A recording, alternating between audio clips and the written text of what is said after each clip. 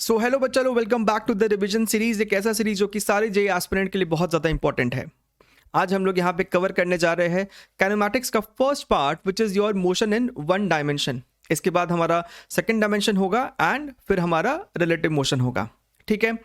Unlike any other topic, ये एक ऐसा टॉपिक है जहाँ पे आपके फॉर्मुलेज बहुत ज़्यादा नहीं है, थोड़े से फॉर्मुलेज है, लेकिन उसका एप्लीकेशन बहुत वैरायटी में है।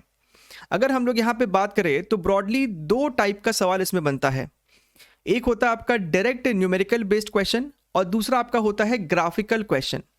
ये जो अपना डायरेक्ट न्यूमेरिकल क्वेश्चन होता है, इसमें आपको average velocity, average acceleration, instantaneous velocity and acceleration, जहाँ पे आपको कैलकुलस का काफ़ी अच्छा यूज़ होता है, चाहे वो आपका डिफरेंशिएशन हो या फिर इंटीग्रेशन हो।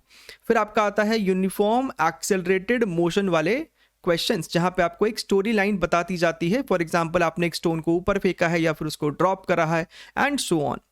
ग्राफिकल क्वेश्चन में बेसिकली आपका ग्राफ्स पे कमांड काफ़ी अच्छा होना चाहिए। ठीक है। डिफरेंशिएशन, इंटीग्रेशन ग्राफ में क्या रिफ्लेक्ट करता है वो पता होना चाहिए। उसके ऊपर हमसे सवाल पूछे जाते हैं। क्या तो हमसे कोई पैरामीटर पूछ लिया जाता है, velocity, acceleration, displacement and all, right, या फिर हमें एक ग्राफ को दूसरे ग्राफ में कन्वर्ट करने वाला सवाल पूछ लिया जाता है। ठीक है। अच्छे से टॉपिक को समझने के लिए हम लोग यहाँ पे 10 न्यूमेरिकल एग्जाम्पल्स भी देखेंगे, राइट। तो ध्यान से वीडियो को सुनिए। अगर आप कंफर्टेबल है तो आप इसे 1.5x स्पीड पे भी सुन सकते हैं। टाइम स्टैम्प भी आपको मिलेगा और इस पूरे सेशन का PDF नोट्स भी आपको नीचे मिल जाएगा। ठीक है, चलिए आगे बढ़ते हैं। अगर हम लोग यहाँ पे बात करें प्री रिक्विजिट की, यानी कि इस चैप्टर को पढ़ने से पहले आपका बेसिक अंडरस्टैंडिंग वेक्टर्स में होना चाहिए, कैलकुलस में होना चाहिए, यानी कि आपका both differentiation and integration. And the third point is कि ग्राफ्स, और वो भी स्ट्रेट लाइंस और थोड़ा बहुत बेसिक पैराबोला। ठीक है। स्ट्रेट लाइन में जो हमारा ये फॉर्मेट होता है y = mx + c, ये बहुत यूज होता है। ठीक है। आप जानते हैं यहाँ पे आपका m स्लोप होता है और c आपको होता है intercept on the y axis. ठीक। अच्छा, आगे बढ़ने से पहले जिन बच्चों को नहीं पता है, we have already covered the entire 12th syllabus revision on this channel, right. इस PDF में ये सारा लिंक यहाँ पे रखा हुआ है, आपको बस इन पे क्लिक करना है।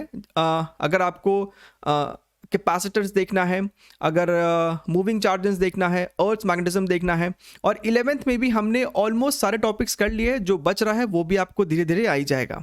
ठीक है, चलिए आगे बढ़ते हैं और बात करते हैं हम लोग यहाँ पे एवरेज वेलोसिटी एंड एक्सेलरेशन की, राइट। अच्छा, यहाँ पे आप ध्यान से देखिए, ये आपको बेसिकली एक XY प्लेन है। ठीक है। सपोज कीजिए आपका जो पार्टिकल है वो अभी पॉइंट 1 पे है और वो पॉइंट 2 पे आ जाता है। जब वो पॉइंट 1 पे है तो R1 vector shows the position vector, right.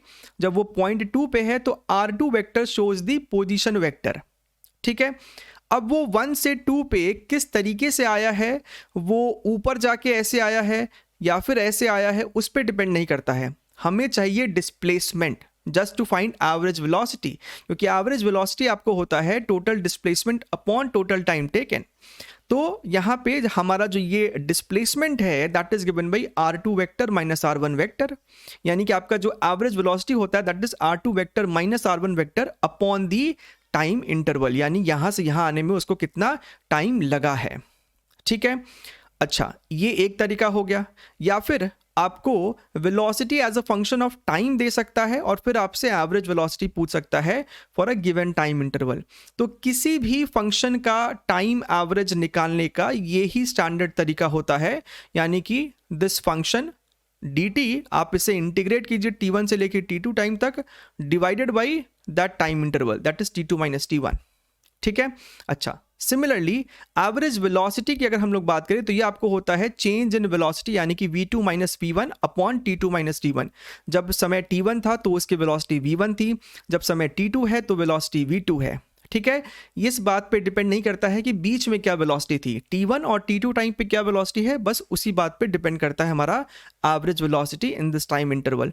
और अगर हमें acceleration as a function of time दिया हुआ है तो हम यहाँ पे दोबारा से वही काम करेंगे, that is a.dt integration t1 से लेके t2 अपॉन टोटल टाइम। ठीक है। अच्छा, आगे देखिए, यहाँ पे आपके सामने एक सिंपल सा एग्जाम्पल है। हमें सवाल में क्या बोलता है, सपोज कीजिए that v is equal to 2 + 4t²। यहाँ पे आपको velocity as a function of time दिया हुआ है।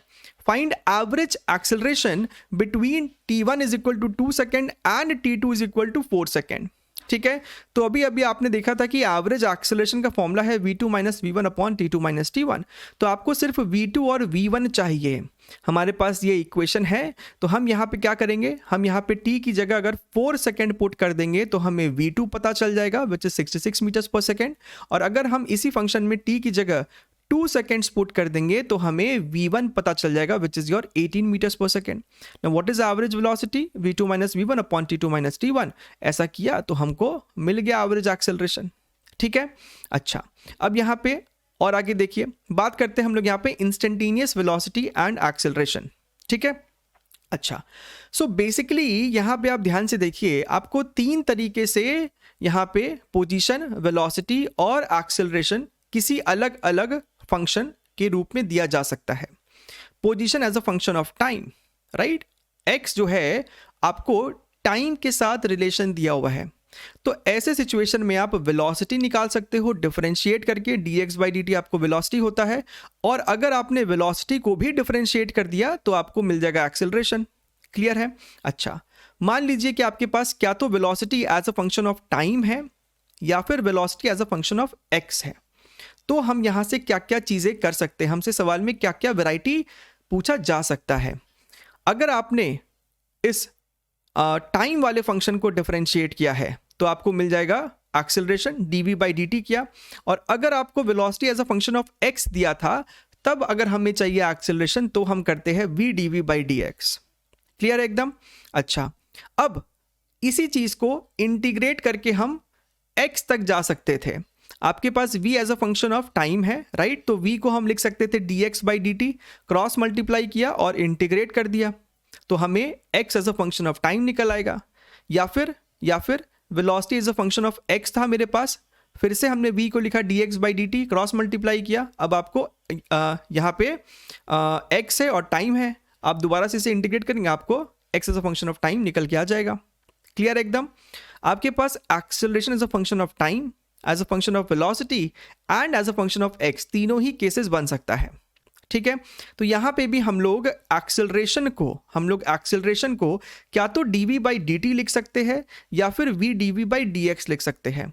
अब कब क्या लिखना है वो डिपेंड करता है कि राइट साइड में कौन सा फंक्शन है। अगर टाइम का फंक्शन है तो dv/dt लिखो, अगर वेलोसिटी का फंक्शन है तो dv/dt भी लिख सकते हैं या फिर v dv/dx भी लिख सकते हैं।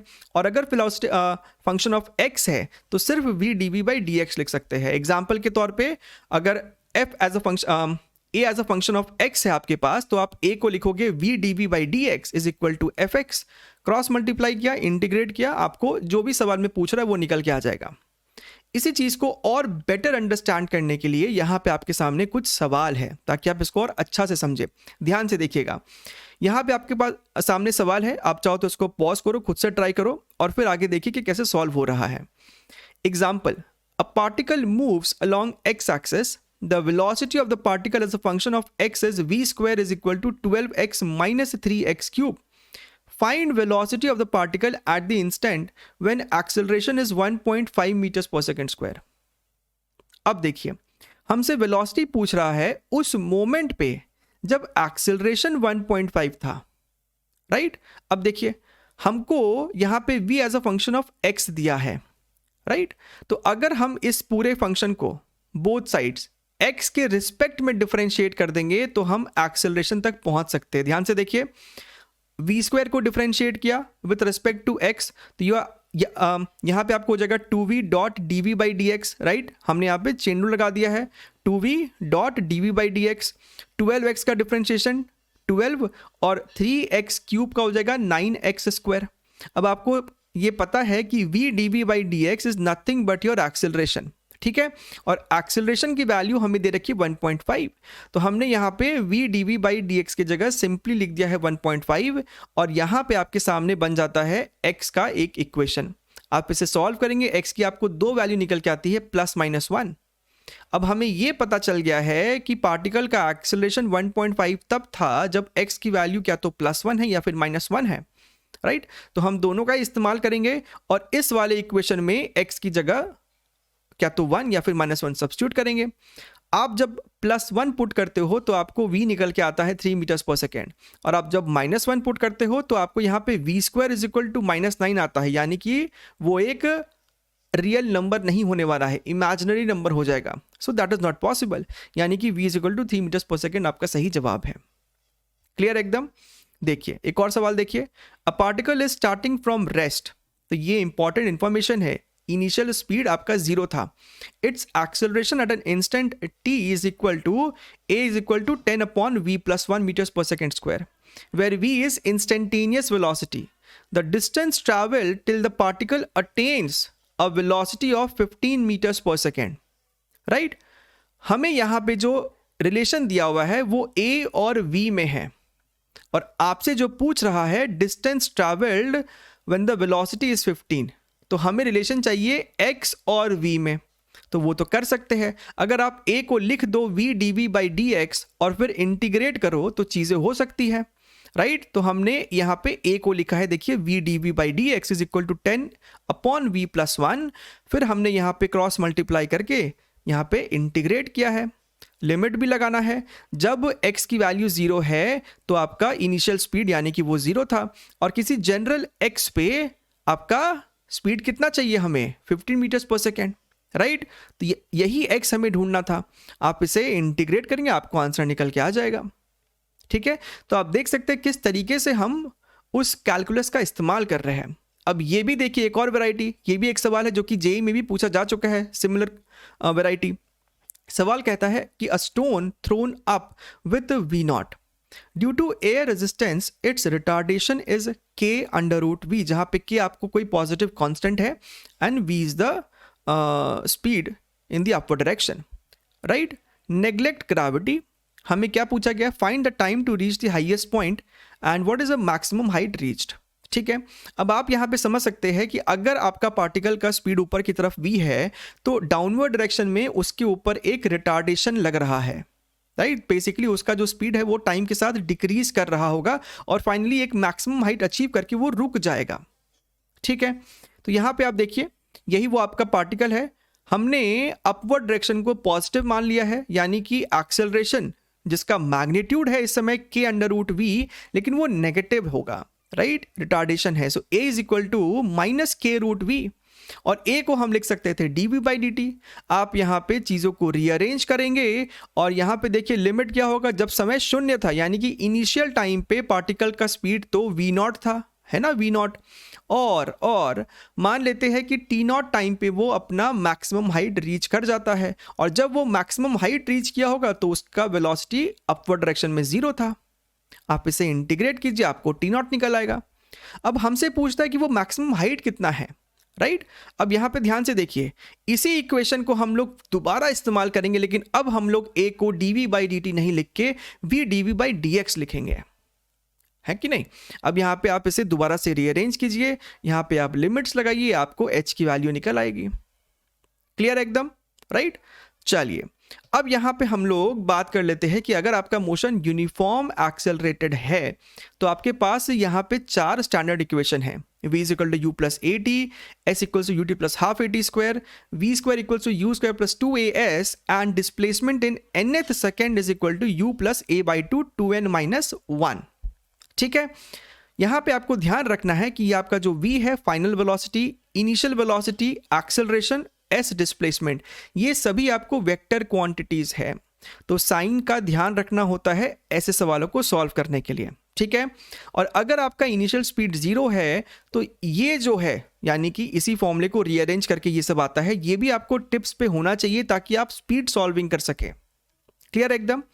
अच्छा, ध्यान से इसको भी देखिएगा, अगर इस u की value which is v -at हम यहाँ पे सब्स्टिट्यूट कर दे तो हमें ये निकल के आता है। कभी कभी आपको ये भी यूज हो जाता है, s is equal to vt minus half at square. ठीक है एकदम। अच्छा, नाउ सी दिस एग्जांपल, ये जो आपका वैरायटी है, ये सिमिलर वैरायटी आपको जेईई 2021 में 2 से 3 बार पूछा गया है। वो जो टैप वाले सवाल थे कि उसमें से बूंद गिर रही है, फर्स्ट बूंद, सेकंड बूंद, थर्ड बूंद एंड सो ऑन। तो यहाँ पे भी कुछ वैसा ही है. A stone is drop from the top of a tower of height h. After 1 second another stone is drop from the balcony 20 metre below the top. Both reach bottom simultaneously. What is the value of h? तो आप इस video को pause करें, पहले try करें और फिर इसका सोल्यूशन को देखें. ठीक है, तो यहाँ आपके सामने वही टावर है h हाइट वाला. बॉल ए को यहाँ से ड्रॉप किया गया टॉप से, और जो बॉल बी है वो 20 मीटर बिलो से ड्रॉप किया गया है. ठीक है, अच्छा, बॉल बी जो है ए के ड्रॉप करने के 1 सेकेंड बाद छोड़ा जाता है. राइट, ऑल्दो बी को 1 सेकेंड लेट छोड़ा गया, बट स्टिल दोनों एक साथ जमीन को टच करने वाला है.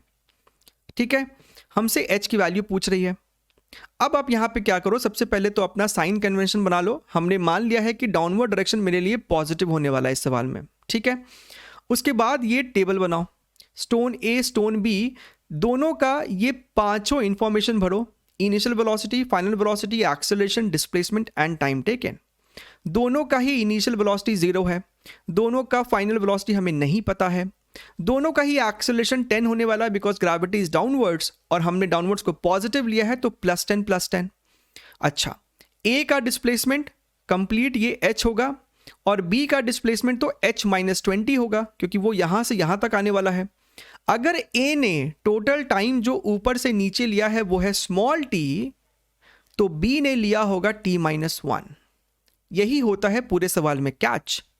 अगर ए को लगा है, मान लीजिए कि ए को लगा था 10 सेकेंड, तो भैया बी तो 1 सेकेंड लेट चालू किया था ना, यानी बी को मिला होगा 9 सेकेंड ट्रैवल करने के लिए. तो यहां पे वेरिएबल फॉर्म में हमने माना है कि ए को लगा t सेकेंड तो बी को लगेगा t-1 सेकेंड. अब आपको बस इक्वेशन बनानी है. अगर हम लोग बात करें बॉल ए की, so h is equal to u, तो दोनों में 0 था, सो हाफ a² और यहाँ पे डिस्प्लेसमेंट है h-20, so half a time है t-1 तो उसका होल स्क्वायर, और h की वैल्यू तो हाफ a² है, तो इसमें हमने यहाँ पे इसको डाल दिया है. Right, half a². अब इसको आपको बस सॉल्व करना है. a की वैल्यू यहाँ पे 10 यूज करनी है. When you solve you will get t equal to 2.5 seconds.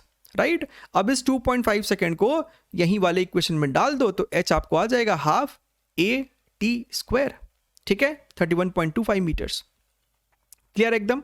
अच्छा, अब यहाँ पे कुछ इंपॉर्टेंट पॉइंट्स बात कर लेते हैं मोशन अंडर ग्रेविटी में. ये सिचुएशन का, जहाँ पे आप एक स्टोन को, एक पार्टिकल को ऊपर फेंक रहे हो vertically upwards with the initial speed u. Right, तो क्या होता है, वो एक मैक्सिमम हाइट तक जाता है और वापस लौट आता है. जिस स्पीड से वो ऊपर जाना शुरू किया था उसी स्पीड से वो लौटता भी है, बस डायरेक्शन अपोजिट है. राइट, और जो मैक्सिमम हाइट वो अचीव करेगा उसे हम यहाँ पे कहते हैं कैपिटल H. तो जाने में ऊपर उसे समय लगता है u/g, आने में भी सेम समय लगता है u/g, यानी कि जो टोटल टाइम हो गया इसका दैट इज 2u/g. तो ये डेटा आपको याद रहना चाहिए. क्लियर एकदम. जो इसका मैक्सिमम हाइट अटेन्ड होगा that is going to be u²/2g. आप ये सभी कुछ निकाल सकते हो by using kinematics equation v² is equal to u² + 2as वाला. ठीक है, अच्छा, ये जो टाइम है हमें इस फॉर्म में भी लिखना आना चाहिए. Right, t is equal to √2h/g. ठीक है, ये कौन सा टाइम है, सिर्फ ऊपर जाने वाला टाइम या फिर सिर्फ नीचे वाला time. This is not the total time. ठीक है, अच्छा, अब यहाँ पे एक और सिचुएशन बनता है. अगर हमसे कोई ये पूछता है कि बताइए for a height small h, जहाँ पे small h is less than capital H. Right, तो बताइए आफ्टर व्हाट टाइम पार्टिकल का डिस्प्लेसमेंट इज स्मॉल h. तो यहाँ पे पॉइंट ये है, यहाँ पे पकड़ने वाली बात ये है कि पार्टिकल का जो डिस्प्लेसमेंट है ना h, वो 2 बार होता है. यहाँ पे बात डिस्प्लेसमेंट की है, डिस्टेंस की नहीं है. पार्टिकल जब ऊपर जा रहा था तो इस B लोकेशन पे भी पार्टिकल का डिस्प्लेसमेंट h है, और जब वो लौट रहा था तब इस C लोकेशन पे भी पार्टिकल का डिस्प्लेसमेंट स्मॉल h है. यानी कि 2 बार ऐसा होता है कि पार्टिकल का डिस्प्लेसमेंट स्मॉल h होता है.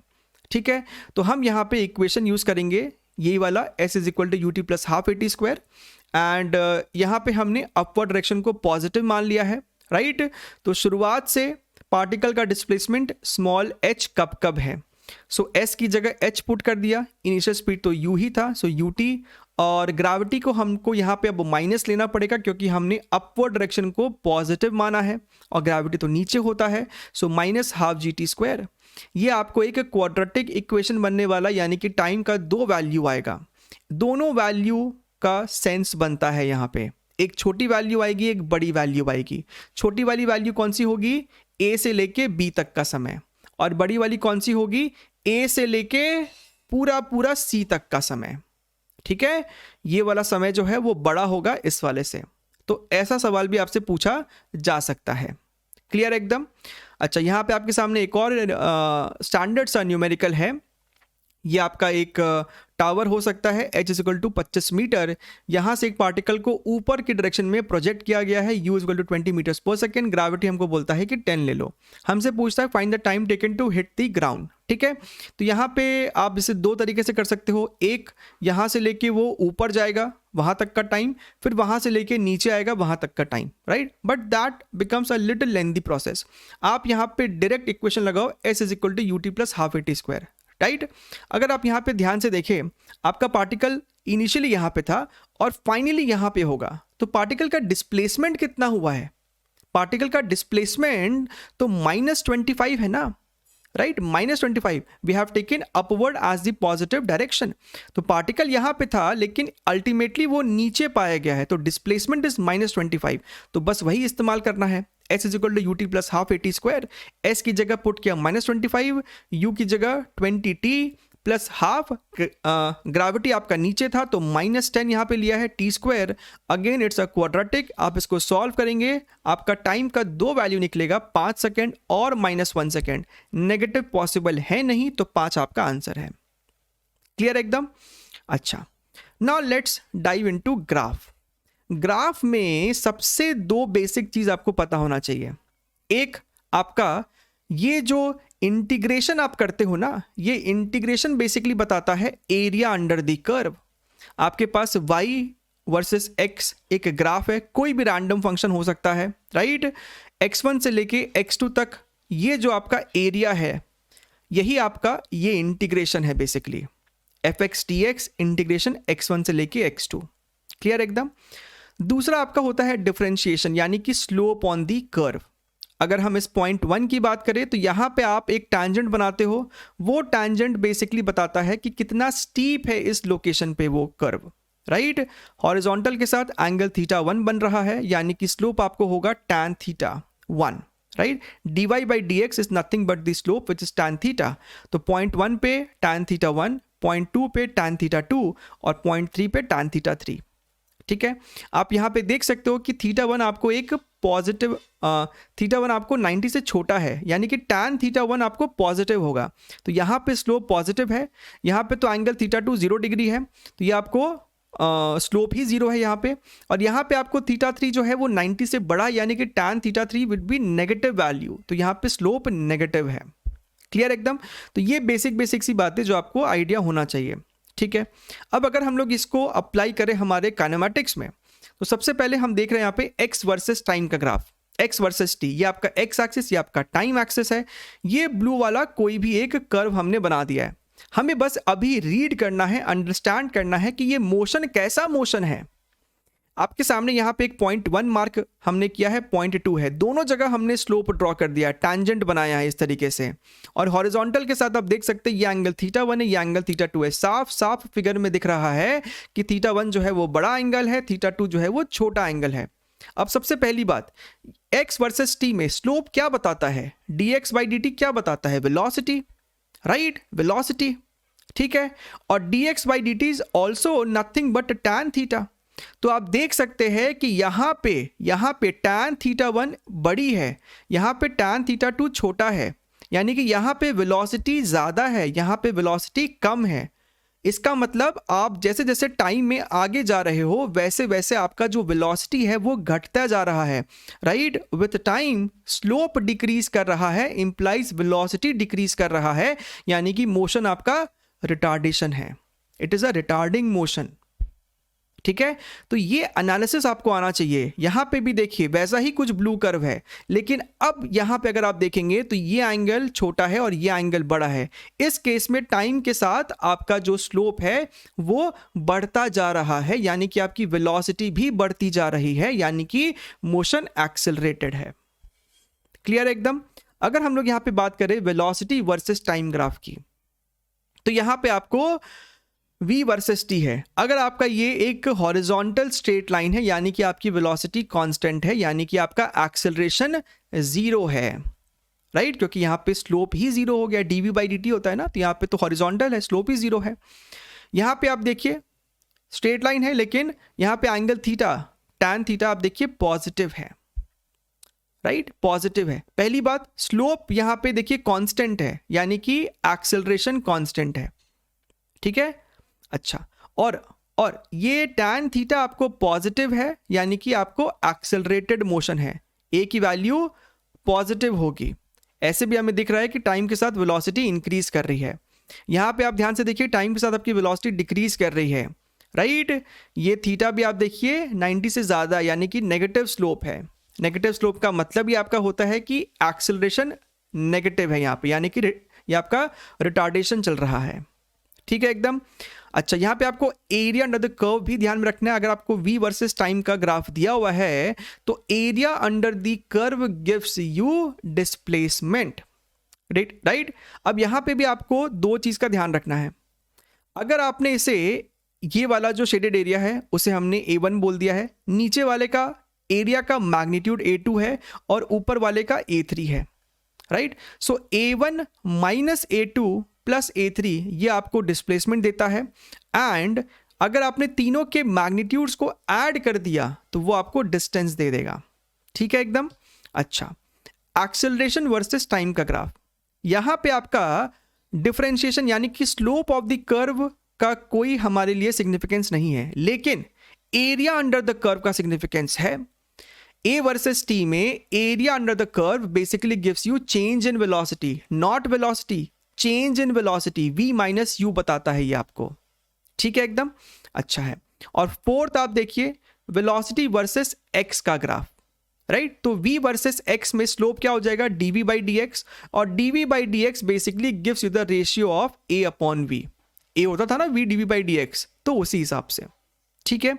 अच्छा, यहां पे इसका आप एक एग्जाम्पल भी देख सकते हैं। आपके पास वेलोसिटी वर्सेस x का मान लीजिए ग्राफ दे दिया, ठीक है। ये एक स्ट्रेट लाइन है, यहाँ पे v1 है, यहाँ पे v2 है और ये आपका x1 है। तो आप यहाँ पे tan थीटा निकाल सकते हो। You can find the slope. Slope कितना हो जाएगा, v2 minus v1 upon x1। Clear एकदम। अच्छा है, हमने ये स्लोप क्यों निकाला, ताकि हम इस ब्लू वाले लाइन का इक्वेशन लिख सके। सो y is equal to mx plus c होता है। y की जगह v लिखोगे, m की जगह यहाँ पे लिखोगे tan थीटा, x की जगह x आएगा और c की जगह यानी कि intercept on the y axis which is your v1। आप एक बारी जब v और x का इक्वेशन लिख पाएंगे, राइट, तो v dv बाई dx करके आप एक्सेलरेशन भी निकाल लेंगे, राइट। हमें ये ग्राफ देके बोल सकता था कि acceleration as a function of x का ग्राफ ड्रॉ कीजिए, आपको 4 ऑप्शन दे सकता है, राइट। वैसा सवाल आपसे जेई 2021 में पूछा भी गया था। तो आप पहले इस ब्लू वाले का इक्वेशन निकालेंगे एंड फिर आप एक्सेलरेशन निकाल सकते हैं by doing v dv by dx। और एक बारी आपके पास इक्वेशन आ गया एक्सेलरेशन का, उस इक्वेशन के करस्पॉन्डिंग आप ग्राफ बता सकते हैं। क्लियर एकदम। और सवाल देखिए, example number 8, the acceleration time graph of a particle moving along a straight line is as shown in the figure. At what time the particle acquires its initial velocity? Now this is one of my favorite question. सवाल यूं हो जाता है ये वाला, ठीक है, लेकिन आपको सोचना पड़ेगा थोड़ा सा। सवाल में हमें क्या दे रहा है, हमें a वर्सेस t का ग्राफ दे रखा है।